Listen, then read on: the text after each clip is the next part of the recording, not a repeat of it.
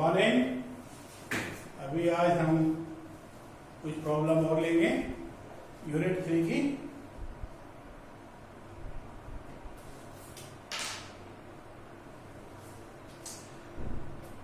यह है question number 3.6।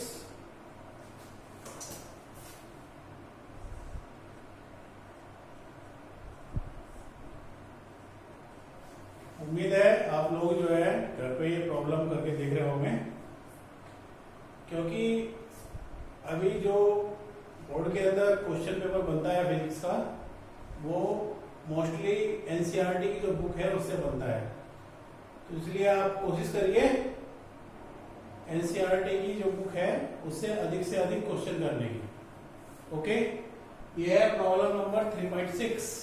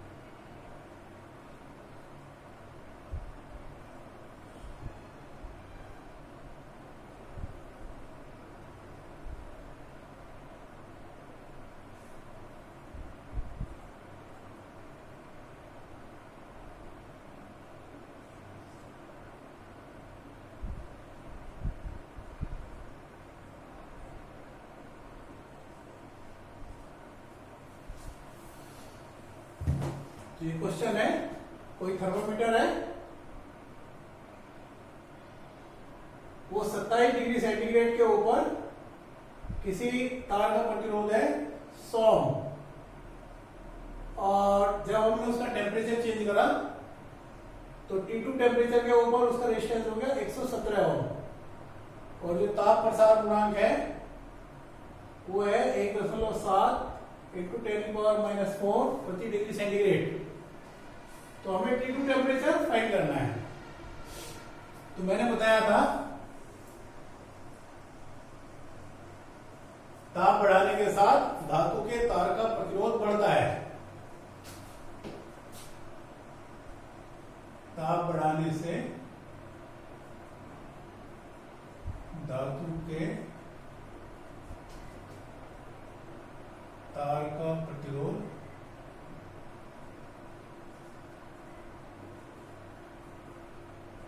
बढ़ता है।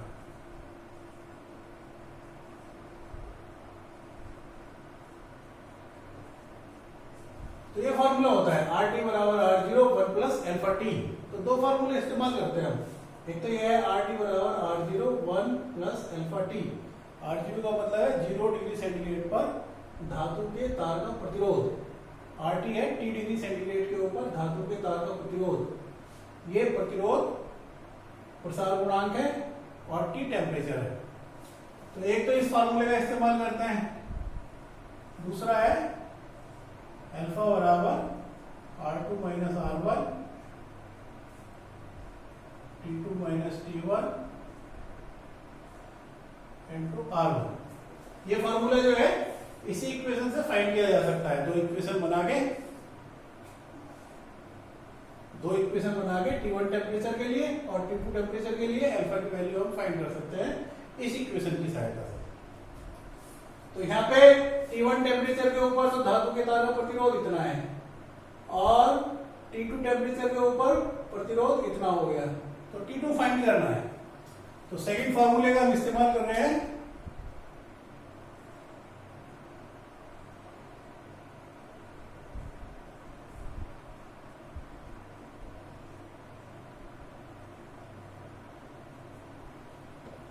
R2 हो गया 117,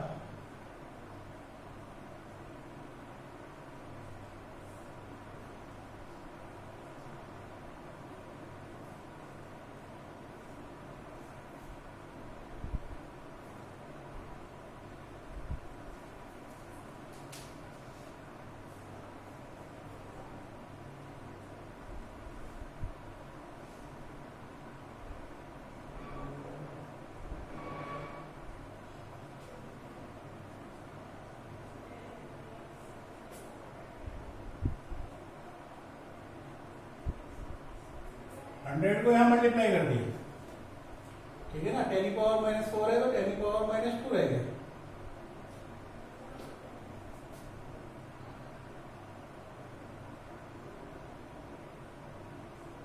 T2 माइनस 27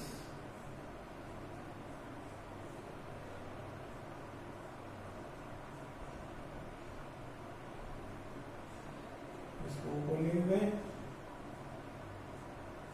10 बार कर लिया,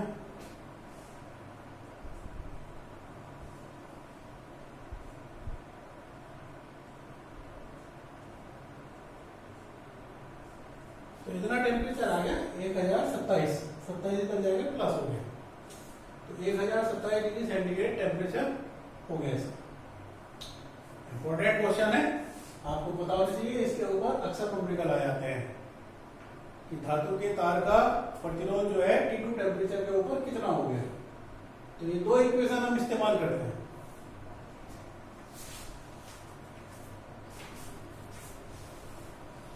वन मोर क्वेश्चन,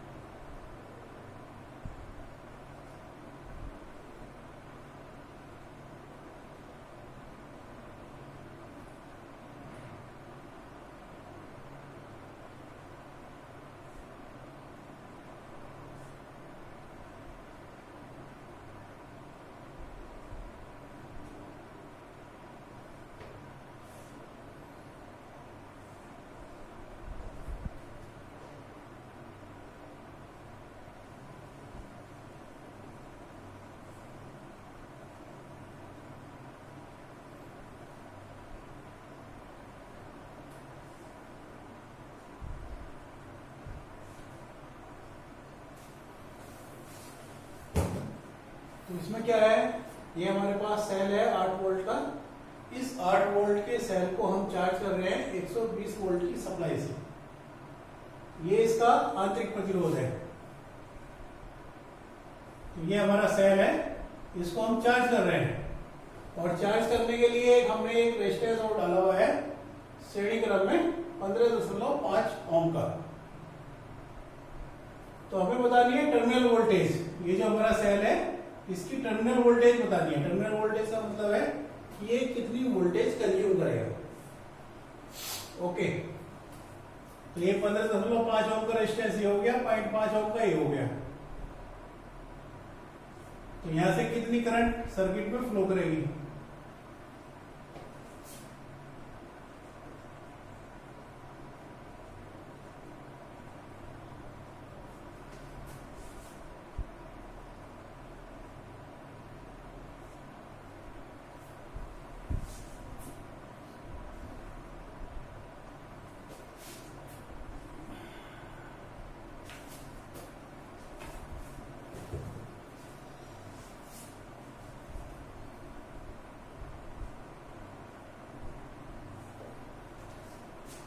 क्योंकि यहाँ पे ये जो सेल है इसका इलेक्ट्रोमोटिव फोर्स तो ऐसे है और इसका इलेक्ट्रोमोटिव फोर्स ऐसे है, तो ये दोनों अपोज करेंगे तो नेट वोल्टेज हो गई हमारी V माइनस ई और रेजिस्टेंस हो गया R प्लस,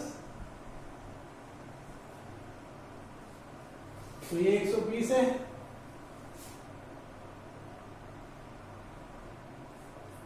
और टोटल रेजिस्टेंस हो गया 15.5 और 0.5।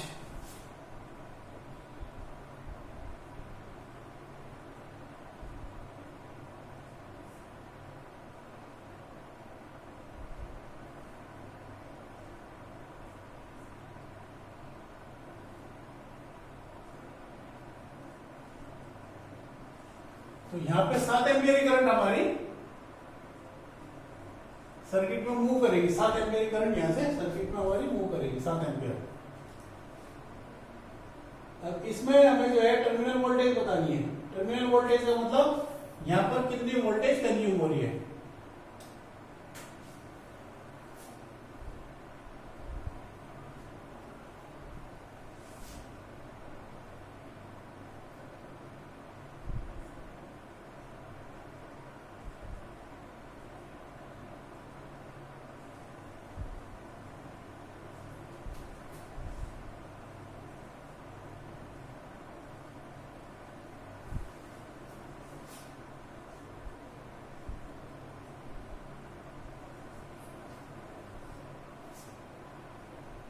क्योंकि यहाँ पे ये सेल का मतलब है ए और बी के बीच में टोटल वोल्टेज, तो 8 वोल्ट तो ये कंज्यूम करेगा और ये कुछ वोल्टेज ये लेगा आंतरिक प्रतिरोध, तो टोटल वोल्टेज बतानी है हमें ए और बी के बीच में टोटल वोल्टेज।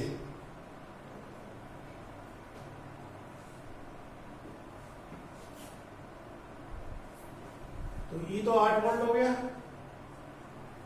और आई हो गया 7,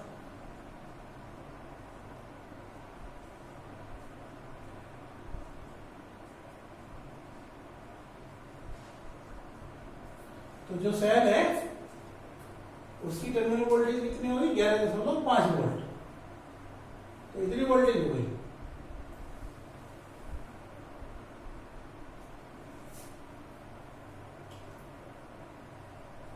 ओके,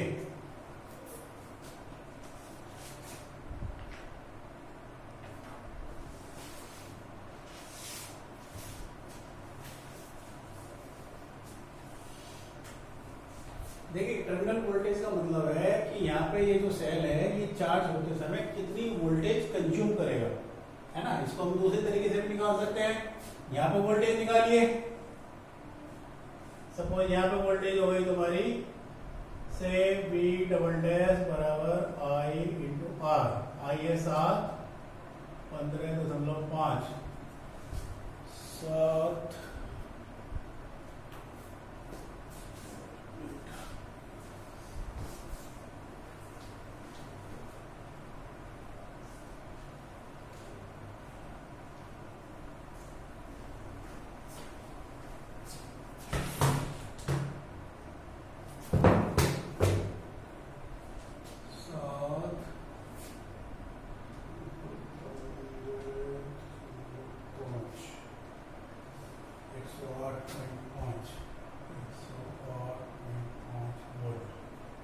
यानी 120 वोल्ट में से 108.5 वोल्ट तो इसके अंदर कंज्यूम हो गई, है ना।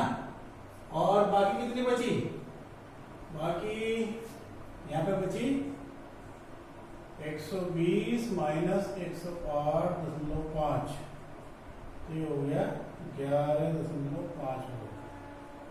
यानी यहाँ पे वोल्टेज कितनी आई 11.5 वोल्ट। तो ऐसा भी निकाल सकते हैं, या तो सीधा निकाल लीजिए 8 वोल्ट तो इसने कंज्यूम करी और 3.5 वोल्ट इसने करी, 7 में से 35.5, तो टोटल वोल्टेज यहाँ पे कंज्यूम हुई 11.5 वोल्ट। या तो ऐसे कैलकुलेट कर लीजिए, या ऐसे कर लो कि 120 टोटल वोल्टेज है, 120 में से 108.5 वोल्ट यहाँ पे कंज्यूम हो गई और बाकी वोल्टेज जो है यहाँ पे आएगी, है ना।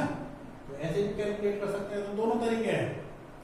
कहने का मतलब यह है कि तुम्हें पता होना चाहिए सर्किट के किस हिस्से में कितनी वोल्टेज जा रही है, कितनी करंट फ्लो कर रही है, ये तुम्हारे को कैलकुलेट करना आना चाहिए, ठीक है। Got it? ओके।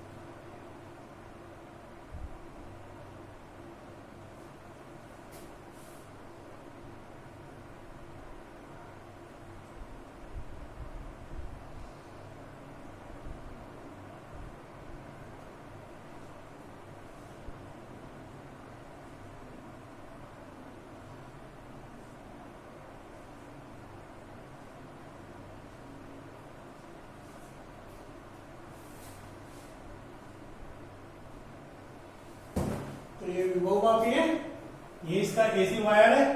तो एसी वायर को जब हम इससे कनेक्ट करते हैं तो इसकी जो वी वोल्टेज है वो एसी तार के अंदर आ जाती है। यहाँ पे ये टर्मिनल तुम्हारा पॉजिटिव है, ये टर्मिनल नेगेटिव है।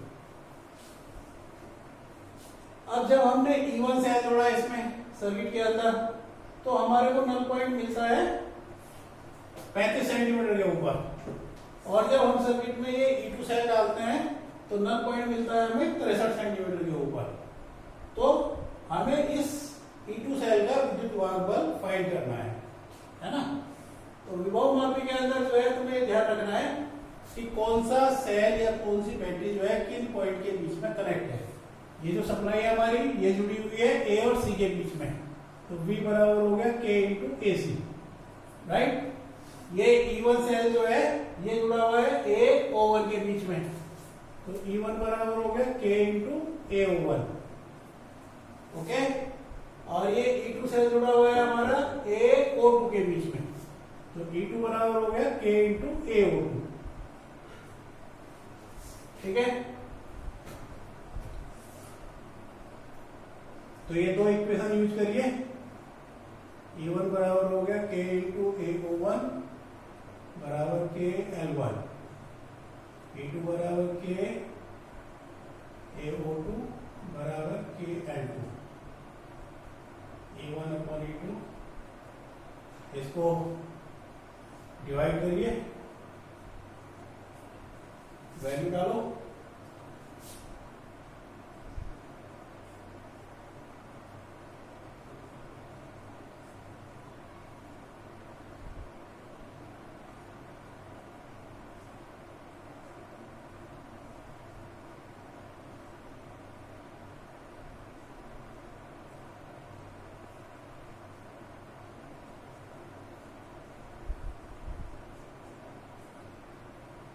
जो E2 सेल है उसका विद्युत वाहक बल कितना हो गया 2.25 वोल्ट।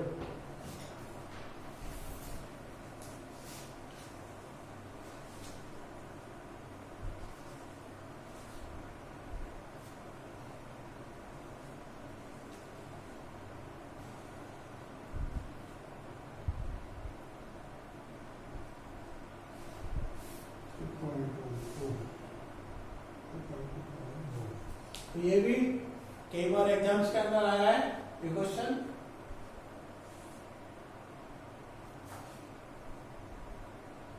देखिए 70 नंबर का पेपर होता है बोर्ड के अंदर और 70 नंबर में से 35 नंबर के न्यूमेरिकल प्रॉब्लम्स होते हैं। इसलिए मेरी एडवाइस आप लोगों को यही है कि अभी से न्यूमेरिकल करने शुरू करिए और ज्यादा से ज्यादा न्यूमेरिकल करने की कोशिश करिए एनसीईआरटी की बुक से, क्योंकि जो पेपर सेट होता है वो एनसीईआरटी की बुक से ही सेट होता है। आज के टाइम में चाहे इंजीनियरिंग का कंपटीशन हो चाहे मेडिकल का कंपटीशन हो, जो भी पेपर सेट होता है वो मैक्सिमम सेट होता है एनसीईआरटी की बुक से। तो इस बुक को अच्छी तरीके से करने की कोशिश करें। ओके, कोई प्रॉब्लम आती है you can ask. Okay, good day, bye.